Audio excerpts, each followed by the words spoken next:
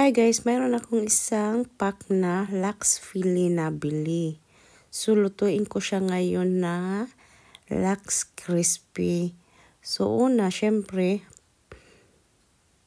4 ni hiwa yata itong nabili ko guys. Yun yung dito kasi, pag bibili ng Lux, ganyan, nakahiwa siya. Tapos, 4 na piraso siyang hiwa na nabili ko. So, ngayon, ikakat ko siya na pack cubes, pag ganyan ba. Dahil guys, alam yun, matagal-tagal na rin din hindi ako nakakain ng Lux Philly. So ngayon, sakto mayroon akong nakita. So tingnan nyo, fresh pa talaga siya, no? So, pagkatapos kong mahiwa guys, ayan lahat siya hiniwa ko na ganyan kalaking pack cubes. Syempre, lagay ko sa lagayan kaya ako na siyang linisan. Tapos na ako paglinis guys, balik sa lagayan sa kaniyang Tupperware. Unya, lagyan ko siya ng paminta, asin, or ano pa mga seasoning na pwede nyong ilagay dyan. Nasa sa inyo na yan kung anong gusto nyo. Tapos garlic powder. Kasi guys, i-marinate ko na siya konti. Para dili kayo ba as in langsa. Yun yan, naglagay ako ng sesame oil. Kasi mabango siya guys.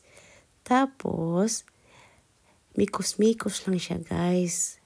Tapos pag mikos-mikos, ang bango talaga pag may sesame oil. Takpan ko siya, tapos ilagay sa ref na mga 2 hours lang yan guys. And then, pagkatapos na ilagay ko na siya ng 2 hours, tinanggal ko na sa ref, tapos ilagyan ko siya ng harina. Wala kayong harina, ada cornstarch.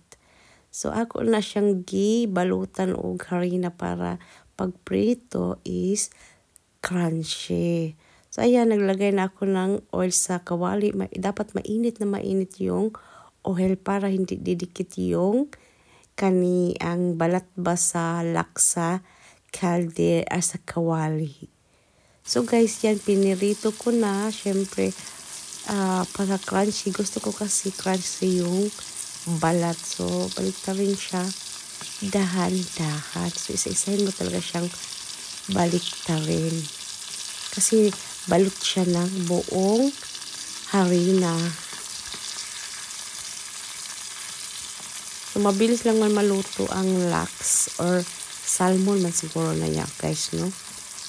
So, ayan, binaliktad ko siya isa-isa.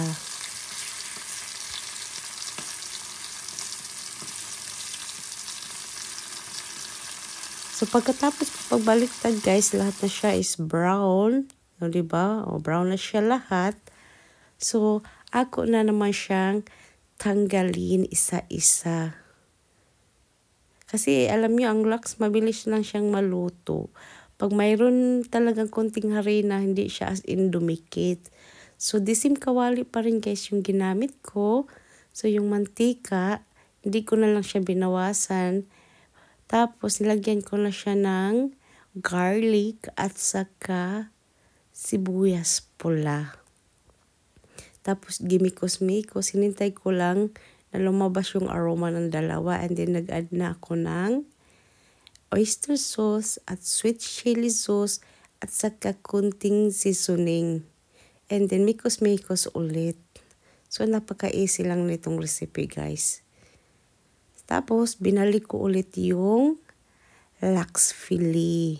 So, pwede nyo itong lagyan ng sili kung gusto nyo na maanghang. Parang style siya, sweet and sour. Pero ako ayaw ko siya lagyan ng sili. So, gusto ko lang namnamin ang pinaka sweet and sour niyang style na crunchy ba. Tapos, nalagay pala ko konting sesame seeds at saka yung dahon ng sibuyas. Tapos, kinat ko lang siyang maliliit. Pang design din siya, guys.